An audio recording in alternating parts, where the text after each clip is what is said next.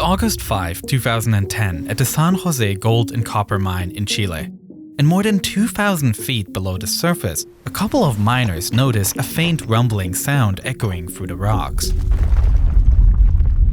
The miners have heard rumblings like this before as the rock adjusts to new excavations. But today, these rumblings are much more frequent than usual. The time is 2 p.m. and the workers are trying to wrap up as much work as possible before they will be picked up by a work truck, which will drive them all the way to the surface for lunch. But then, suddenly, they hear something much louder than the previous rumblings. The blast sends those working on the higher levels of the mine to the ground and causes the tunnels and shafts to collapse.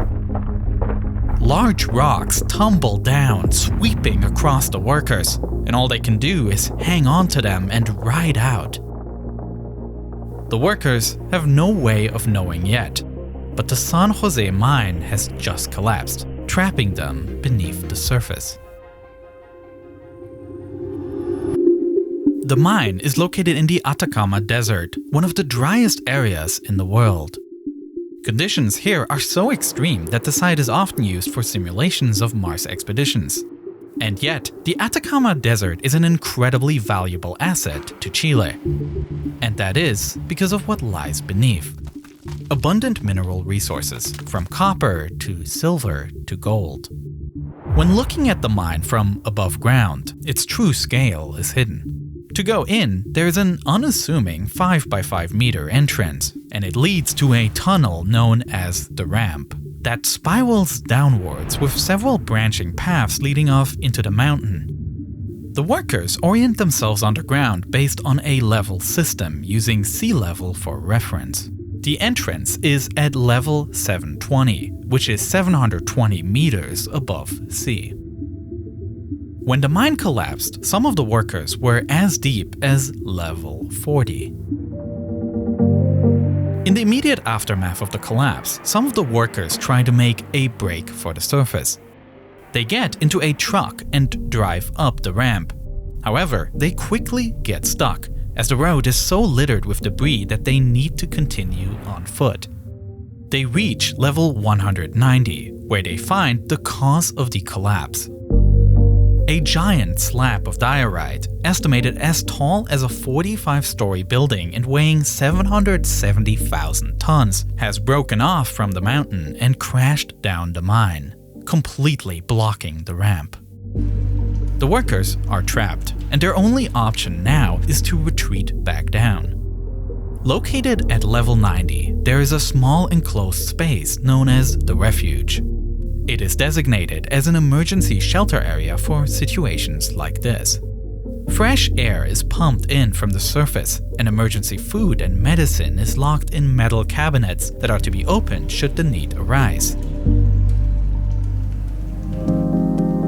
As the workers descend back down into the mine, the word spreads of the collapse, until the news eventually reaches the shift supervisor, Luis Orzua, who is working at level 90. He orders the workers to take shelter in the refuge and heads down further into the mine to evacuate those working below. Because of the distance from the collapse and ear protection worn by the man, those down below didn't realize what was happening until Orzua orders them to the refuge. Once everyone has gathered together, Orzua then conducts a roll call and counts 33 men trapped. With the ramp completely closed, some of the workers realize that they might be able to escape through the ventilation shafts that lead to various parts of the mine. According to standard safety regulations, there should be ladders that can be used to climb through those shafts. To investigate this, a small group breaks off. But when they get there, they discover a heartbreaking sight. There's no ladder in the shaft. The owners of the mine never finished installing them. Back at the surface, the dust cloud has begun pouring out of the entrance. As the supervisors realize that something must have gone terribly wrong, one man who at the time of the collapse was driving up the ramp is able to make it out through the blinding ash of dust. With the supervisors present, one would expect immediate help would be organized. However, they decide that there is nothing they can do until the dust fully settles. Hours pass until they begin their descent down the ramp where they encountered the blockage. Standing face to face with the enormity of the diorite block completely obstructing the ramp, the supervisors realize that there is no coming through. And still, precious time is lost in the next steps. Despite having a phone line at the mine for emergencies such as this, the mine's owners decide to instead head back towards the closest town in order to get cell service to call for help. Finally, after more than 5 hours since the collapse, authorities are called. The news gets passed from the local fire department and onward until it eventually reaches the disaster office of Chile's Ministry of the Interior. The government deploys special forces in climbing gear with the hope that they could free the trapped miners. The idea is the same one that the miners had in the immediate aftermath, using the ventilation shafts as an escape route. As these forces climb down the shafts, secured to ropes, they are alarmed to see cracks in the walls of the shaft, a result of the diorite block pushing against the walls and squeezing the shafts. Despite the danger of another collapse, the rescuers continue on, determined to reach any man trapped below. They're able to make it to level 268 before they face a pile of rock and debris that looks as if it could fall on top of them at any moment. These shafts are way too unstable, and as they begin to retreat back, suddenly the rocks begin to fall around them, proving that their worries are justified. The rescuers manage to make it out of the ventilation shafts and back to safety. But now they need to report to those waiting anxiously on the surface that a rescue like this will be impossible. The only option left will be to drill. 2,300 feet beneath the rescuers delivering the bad news, the workers who returned from their own failed attempt at navigating the ventilation shafts must also return to the refuge, with bad news of their own. As experienced miners, many realize that this is going to take days, if not weeks. The enormity of what has happened hits some harder than others, and it particularly affects Shift Supervisor Urzura. Urzura makes an announcement that beginning with this moment he is no longer the boss and that they will need to treat each other as equals. Knowing they are going to be trapped for long, the miners next take inventory of the supplies in the refuge, and the workers are soon met with another heartbreak. What was supposed to be enough food to feed an entire shift of workers for 2 days turned out to be 1 can of salmon, 1 can of peaches, 1 can of peas, 18 cans of tuna, 93 packages of cookies, 24 liters of condensed milk, 8 of them expired, 10 bottles of water, and some medicine, also expired. All of this will need to be shared among 33 men and has to last potentially for weeks. Looking at the meager food reserves, the men come up with a plan to make it last as long as possible. Every miner will get 1 meal a day, consisting of 1 cookie and 1 spoonful of tuna mixed with water that has been heated to turn it into a broth. It is a meal that has less than 300 calories, but it is all they can do. Drinking water, fortunately, is less of an issue. Even though they only have 10 bottles of clean, fresh water, there are large tanks nearby filled with thousands of liters of industrial water that is used to keep the engines of their machines cool. This water is drinkable, even though it isn't exactly desirable as it is contaminated with oil. With a somewhat stable plan for food and water set, a new constant threat begins to materialize: mental collapse. Would anyone even be searching for them? Or would they just be presumed dead and the mine be sealed off? To keep these shadows at bay, one of the workers, an electrician, figures out a way to keep their flashlights charged. He does so by wiring them up to the large batteries of the work vehicles. And the miners even decide to use the artificial light to simulate night and day, keeping track of time and maintaining a comforting sleep rhythm for themselves. But the light isn't enough to fend off the shadows of the mind, and so the pastor decides to step in. José Enriquez isn't actually a pastor by trade, but he is a devout evangelical man. The workers soon call him Pastor, a nickname that he earns because he leads the man in prayer.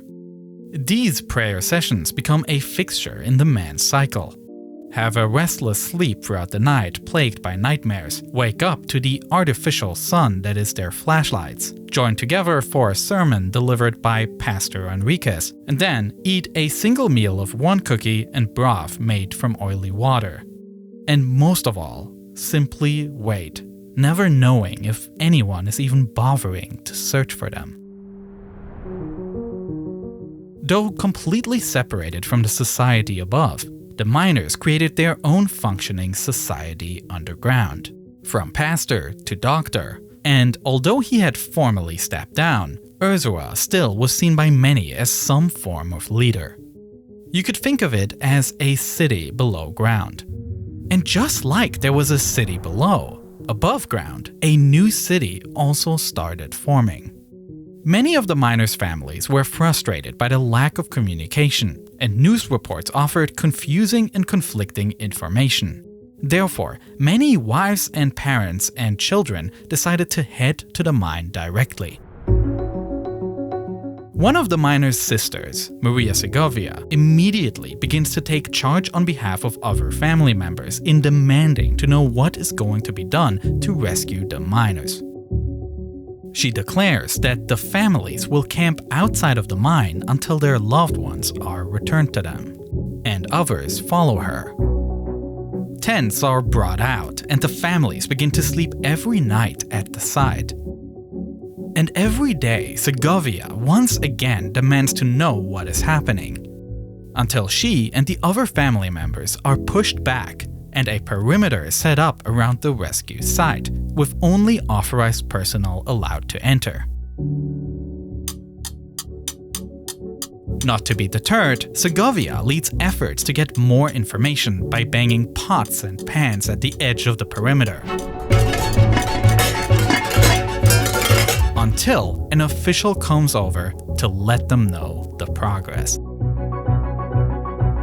And with every passing day, the tents continue to grow into essentially a new city, and its residents decide to give it a name: Camp Hope. Meanwhile, Segovia also earns herself a nickname: La Alcaldesa, the mayor of Camp Hope. Without knowing about the formation of Camp Hope above them, by the time the third day underground comes about, the workers are increasingly worried. That is, until someone hears a faint sound in the distance. Everyone quiets and they listen together, scarcely able to believe it. It is the sound of a drill traveling through the mountain. Up above, a rotary drill has started its work creating a borehole down to an area close to the refuge, where rescuers correctly believe the workers to be. But there are some issues. The simplest method would be to drill straight down to their target. However, this would mean setting up the massive drilling rig right above the cavity left behind by the giant diorite block that has broken off. And because of that cavity, the ground is too unstable here. Therefore, the drill has to be set up at a different location, and the hole will need to be dug at a 78-degree angle. Their target is a small area, 32 feet wide, and they will need to travel through over 2,000 feet of diorite to reach it. If the drill deviates just by a small amount, by the time they reach the target, they could be completely off. It is at this point during the rescue that yet another person joins the operation. Andrés Sugaret works as an administrator and engineer for the El Teniente mine in Chile. This mine is significantly larger than the San Jose mine, and rescues are much more common there, which makes Sugaret an expert in these situations. Once he arrives, Cigarette immediately gets to work, taking over and scaling up the rescue operation. He deploys 8 additional drills, all of them to run concurrently, each making its own borehole with the same target near the refuge. He knows they need to work fast, and the more opportunities they have to hit the target, the better. While the drills continue, Cigarette decides to simultaneously revisit the idea of using the ventilation shafts. He sends climbers back into the mine with the goal to clear these shafts. And as the rescuers get to work on this plan, they soon make a scary observation. They realize that the diorite block is actually still moving, slowly sinking lower and lower into the mine. It could completely collapse at any moment, and a difficult decision is made. The entrance of the San Jose mine needs to be closed and sealed off permanently, and they will need to put all of their hopes into the drills. And as if closing the mine wasn't bad news enough, the drilling is not going according to plan. After 3 days of digging, one of the drills is bending in the wrong direction. With no way to fix it, this hole will need to be given up on and restarted at a different location. And it's seeming more and more likely to rescuers that the workers down below would surely have perished by this point. The drills continue on, with few believing they will reach anything, when suddenly the unthinkable happens. The drill has broken into a cavern in the mine. The loud drilling is stopped, and the rescuers think that they can hear a tapping sound on the drill. Scarcely able to believe it, they quickly bring up the drill in order to lower a camera instead. And once that is lowered, they turn the camera around the cavern, capturing the walls. But unfortunately, they see nothing but emptiness. With sunken hearts, they raise their camera back up. The tapping sound could have been anything, and they go back to drilling. Down below in the refuge, the workers are in a rough shape. It has been over 2 weeks since they've been trapped, and in order to survive longer, they now only eat every second day. They can see the weight loss on each other, and with now noticeably less energy, it is harder to keep moving. Some of the workers even venture down lower into the depths of the mine to see if the drill will break through somewhere there, but they realize it is too dangerous and head back up. Back on the surface, after so many failures, Cigarette has decided on a risky new approach. Instead of digging as fast as they can to reach the workers, they will now go painstakingly slow, sacrificing speed for better accuracy. It will take more days to reach their target, but if they keep missing, it'll take even longer anyway. The drills grind to half of their original speed. Days pass with this new slower approach, and by August 22nd, it has now been 17 days since the collapse. Many have privately given up hope, but none dare to voice their thoughts that it seems unlikely they will find anyone alive at this point. And then it happens again. One of the drills reaches an open cavern near the target area, and once again, the rescuers think they hear tapping on the drill. Not wanting to have a repeat of last time, they brace themselves to avoid getting their hopes up. Once again, they sent the camera back down. And this time, something peculiar happens. Once the drill reaches the surface, someone points out that there is a small palm-sized red smudge on the drill. Was that there earlier? Before they can investigate further, someone else notices that there is something attached to the drill bit. Tied to it with rubber tubing, there are pieces of paper. There's no mistaking this. Someone down below must have attached this. Carefully unwrapping the tubing, rescuers begin to read the 3 pieces of paper. The first is a note that points out where exactly the drill has broken through. The second is a personal letter to a family member. And the third is the one that completely changes everything. It says, "We are well in the refuge, the 33. Cheers ring out among the rescuers, as 17 days after first hearing news that their family members were killed by an accident in the mine, Maria Segovia and everyone else in Camp Hope hear the news that they have been all found, alive and well. euphoria in Chile as 33 miners are found alive in a collapsed mine. It took 17 days to find the 33 miners. Trucks carrying mining equipment are cheered like heroes in a parade. But this is where the real work just begins. Now that the workers have been found, it's time to make first contact with them and figure out how to actually get them out. A camera and a makeshift phone is lowered down to the borehole, and the president of Chile, Sebastián Piñera, is there to speak with Urzúa, who confirms once more that they are all alive and uninjured.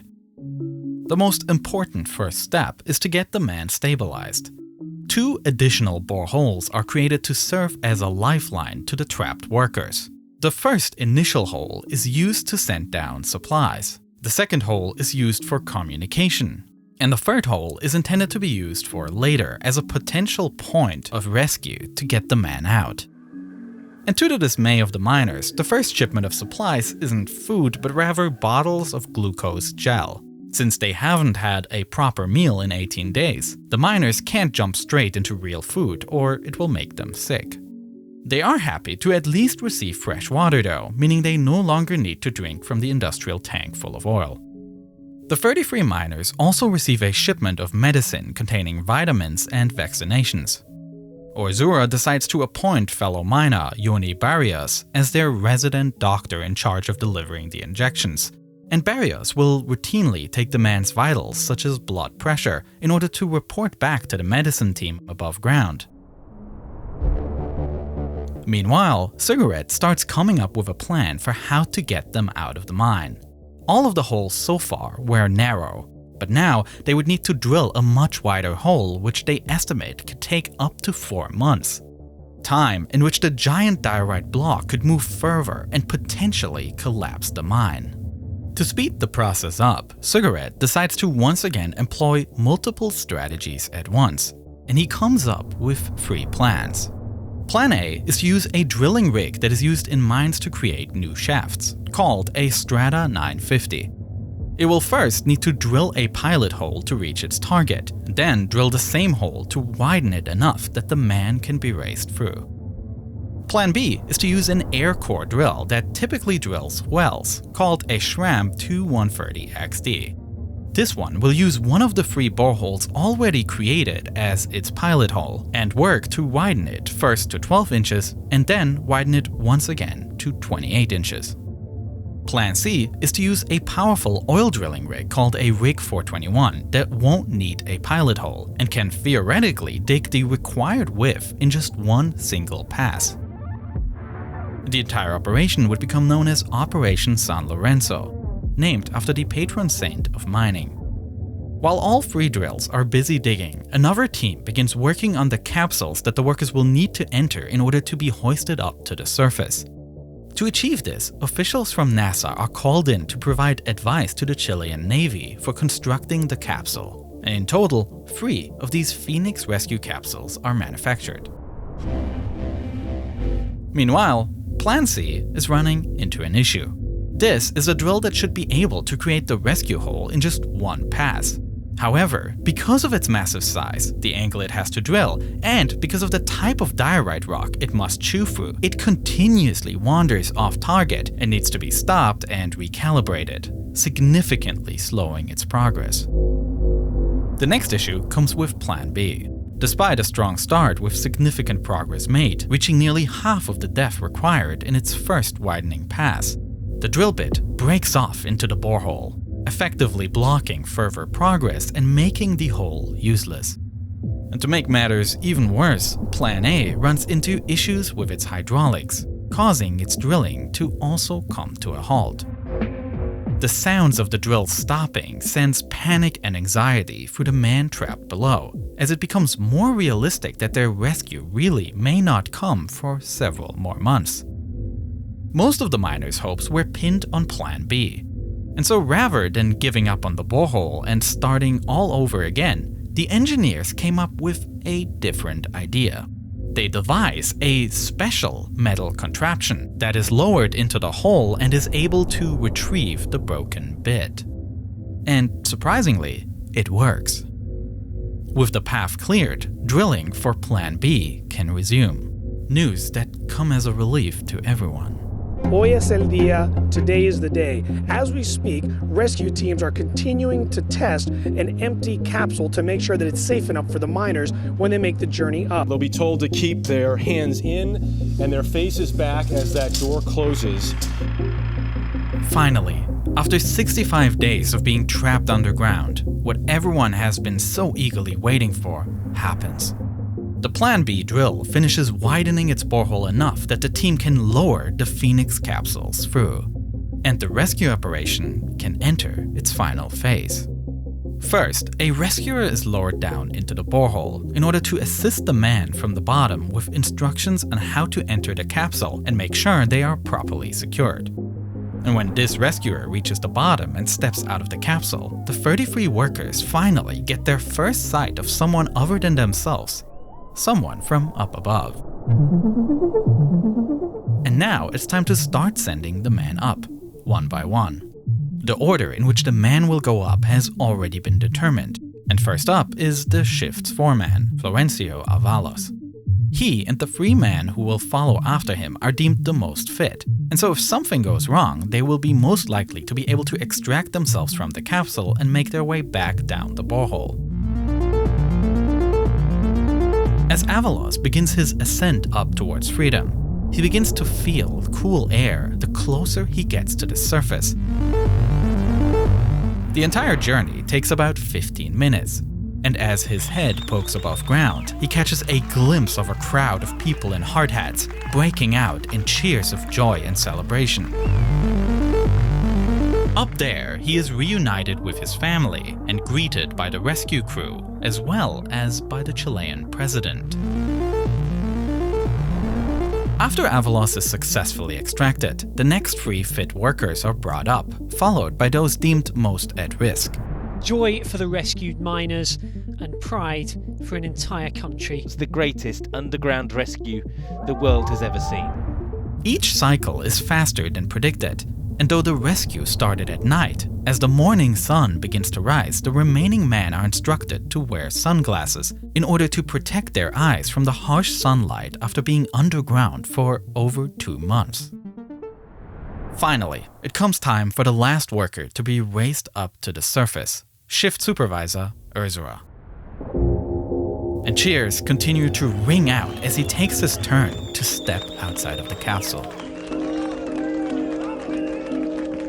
Next, he declares to President Piñera that, as the boss, he is now handing the shift over.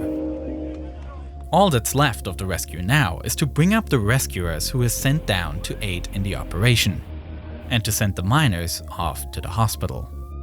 All things considered, the workers are in great physical shape. All but 2 of the workers are released almost immediately, with one man needing further psychological tests, and the other requiring some dental work. After only a few more days, the last 2 men have been released as well, and all men are able to return home, where, in most cases, they would find themselves bombarded by journalists. The rumors are proven to be true. There has been an agreement between the 33 miners that there are some things that could perhaps remain untold. While they were trapped in the mine, the 33 had decided to make a pact. Should they be rescued, they will stand together as a unit and only talk to one person that they all agree upon as to how they survived. This way, no one man would profit of the story any more than the others. However, because of this pact, once the 33 were rescued, the universal support for the man trapped in a mine began to crumble. They did not speak with the journalists that continuously showed up at their door, and they refused to answer questions about what exactly happened in those 17 days before they were found. Almost as if in retaliation, the media began to fill in the gaps with their own stories about the man. And none were as apparent as the one that spread like wildfire about the miner who once acted as the resident doctor, Yanni Barrios. The story ran that he had cheated, and that his wife and his secret girlfriend first learned about each other at Camp Hope because of the accident. In reality, Chile, with a very Catholic population, had only just legalized divorce about 5 years prior. And because of how new the idea of divorce still was, many couples still legally remained married, just separated. Barrios' wife and girlfriend had known about each other for long before the accident, and Barrios himself mainly lived with his girlfriend. Yet, once journalists saw that Barrios had a girlfriend and a wife waiting for him in Camp Hope, before looking any further, they published the story of the two-timing miner. Many stories were also published that painted the workers as freeloaders, just looking for a get-rich-quick moment because of their ordeal. A wealthy businessman donated 5 million Chilean pesos to each man, equal to about $10,000, and some of the men traveled the world to appear on talk shows and meet celebrities. Stories were published that the workers were racking up gifts and expensive trips. And yet in reality, any actual help or compensation for their ordeal was nowhere to be found. Not even within the legal system of Chile. After a 3-year investigation, no charges were ever brought against the owners of the San Jose mine. The $10,000 they received dried up and they needed to get back to work, with some of the men even choosing to go back to mining because that is what they knew. The story of the Chilean miners is undoubtedly inspiring, but it is also a story about how media attention works. If it weren't for Maria Segovia creating noise, the world might have never noticed this story. And as much as the world cared about the men when they were trapped down below, once they were up, the happy ending story was completed, and these men were forgotten. The Chilean miner rescue is a powerful story of human perseverance. And perseverance can come in many forms. Sometimes it can begin with a simple choice. The choice to risk everything for a chance at something better. Such as in my video about the incredible balloon escape. Back when Germany was a divided country with a brutal border strip that made it impossible to flee from the East German dictatorship, 2 families came up with an insane idea. They decided to build their own homemade hot air balloon, and they would risk their lives to try to fly to freedom. It is a thrilling story, and I actually got to interview Günther Wetzel, one of the men who built the balloon. This documentary is part of my Nebula original series called Underexposure. Apart from the balloon escape, I also created a film about Flight MH17 that crashed over eastern Ukraine, detailing how investigators were able to trace back exactly what led to the crash. Or my documentary about the Bin Laden raid, where I mapped out exactly what happened when a US SEAL team stormed the compound of the Al-Qaeda leader. These are videos that are not made for the YouTube algorithm, but unrushed storytelling. And all of them are available right now on Nebula, which is a streaming platform that I'm building together with other creators. Since Nebula is a subscription service, it allows us to have higher budgets and create our dream projects. And on top of these exclusive videos, I also upload all my regular YouTube videos early on Nebula, so you can already watch my next video today. So go to nebula.tv/neo and make sure that you use exactly this link in order to get 40% of the annual plan. All my exclusive videos are up there, so thanks for the support and thank you so much for watching this video.